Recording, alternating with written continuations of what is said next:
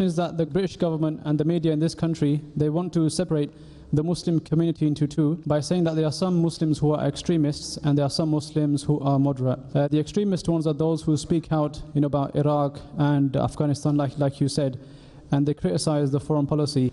My question is, how as Muslims should we show a united front, and what kind of things should we discuss and respond to show that we are united on this? There was a question that the government has said there are some Muslims extremists, there are some Muslims moderate. A Muslim is a Muslim. Allah says in the Quran, Surah Baqarah, chapter number 2, verse number 208, Udkhulu fi silmi kaffa. Enter into Islam wholeheartedly. If you are a Muslim, you enter into Islam wholeheartedly, otherwise you are a pseudo-Muslim. So I call either Muslim or pseudo-Muslim.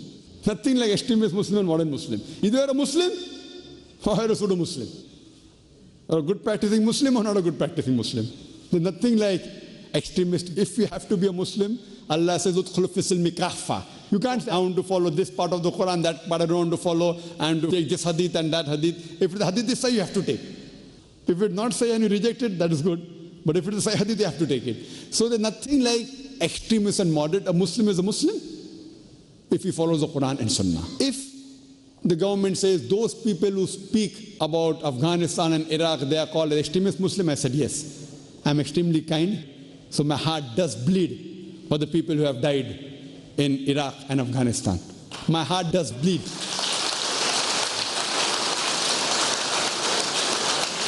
If the government has a problem because I'm extremely kind, then that's their problem, it's not my problem. It's my haqq. I'm a human being. Any other human being who's an innocent human being, who's terrorized, who's killed, I will speak on that behalf because I'm a human being first. Before British, I'm a human being. I'm not a British at all. I'm saying, what do you have to reply? I'm a tourist, I'm an Indian. We have to realize that, yes, if the government is saying that we are speaking something, if we are supporting those people who are terrorizing innocent people, then it's wrong.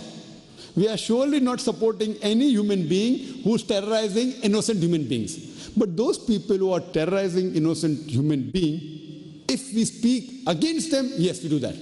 But we aren't speaking in favor of them. So irrespective of that person, whether he's an American or a British, or whoever he is, whether Muslim or non-Muslim. So it is the duty of every Muslim, as the beloved Prophet Muhammad said. If you see any evil, you stop it with your hand if you can. If you can't stop it with the hand, stop it with the tongue. If you can't stop it with the tongue, the least you can do is curse in your heart. And if you do that, you are the lowest level of movement, the lowest category. So if you feel you can stop it with the hand, stop it. Any evil, if Allah has given you the power to speak, and if you do not speak, Allah will take away your power to speak. If you feel that fine, if you speak and there's a problem, I don't have that guts, at least curse in your heart. If you do that, you're the lowest level. But we should know how to convey the message. What happens many a times, Muslims foolishly make statements. MashaAllah, I give statements, in India. Believe me, to do dawah in Bombay is one of the most difficult places to do dawah. I don't know whether you're aware of Bombay. Bombay, It's difficult. It's very easy here. In spite of that, with Allah's help, alhamdulillah, summa alhamdulillah, since the past 8 years, we are showing our dawah, hardcore dawah programs every day in the morning in the cable TV to more than 1.5 million homes. I speak about the Veda openly, I speak about the government, but with hikmah.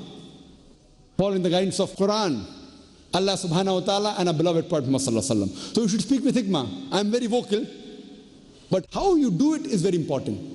The incidents that took place about the destruction of the statue of Buddha. Buddha statue was destroyed by the Taliban. It was shameful that all the people that came on the media, all the so-called Islamic scholars, all of them condemned that what they broke the statue is wrong, is wrong, is wrong.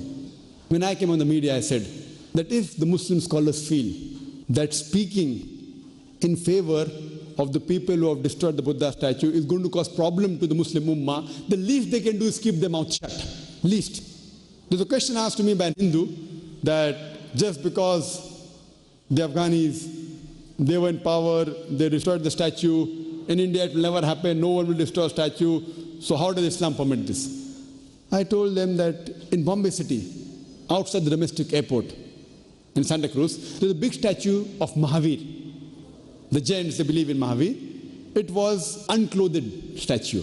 So people took objection. So the government was forced to put a wall on the private part of the statue. After a few months, they removed the statue. Now, the same people who objected on the statue being there, today are condemning those people who destroyed the Buddha statue. There are more Jains living in Bombay and India than Buddhists living in Afghanistan.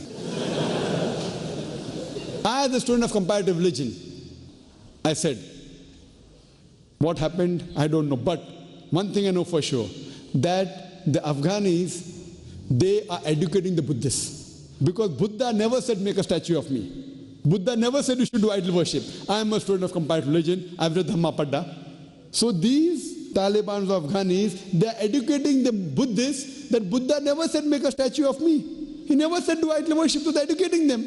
So one press reporter asked me, Brother Zakir, but don't you think that it hurt the feelings of millions of Buddhists? Does Islam give permission to hurt the feeling of human being?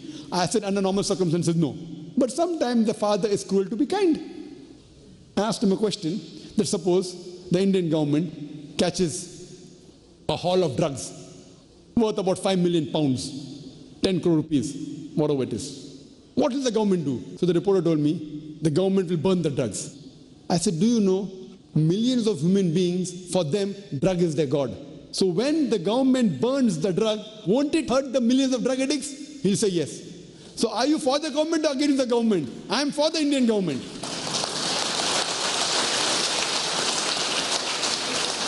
I am for the Indian government because the Indian government, though is hurting the feelings of millions of drug addicts, they know that, see, it will cause harm to them, it will cause health problem. So as far as Akhirah is concerned, we Muslims know about Akhirah, inshallah.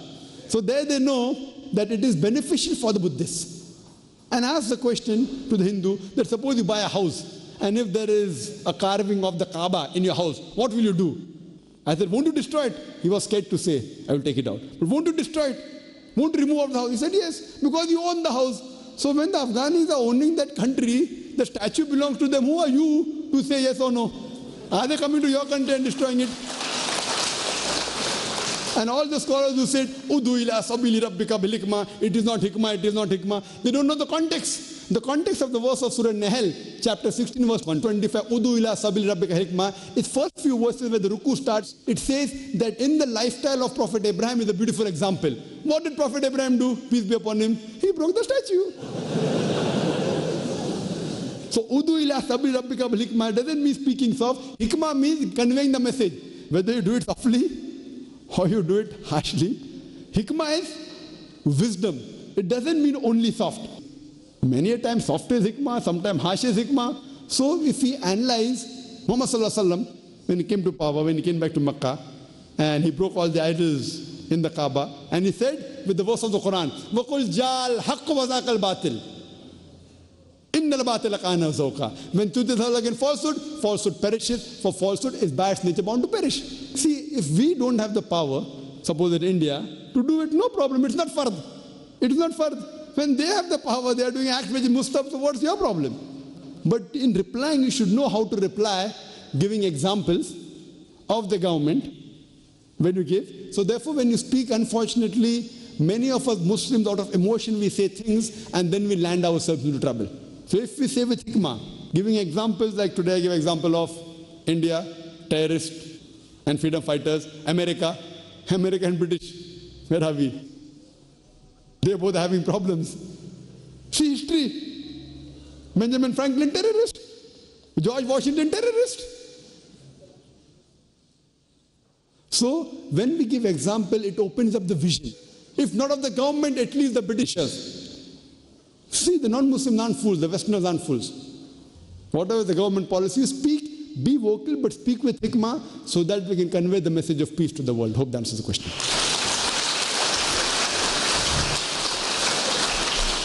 Final question from the sisters, because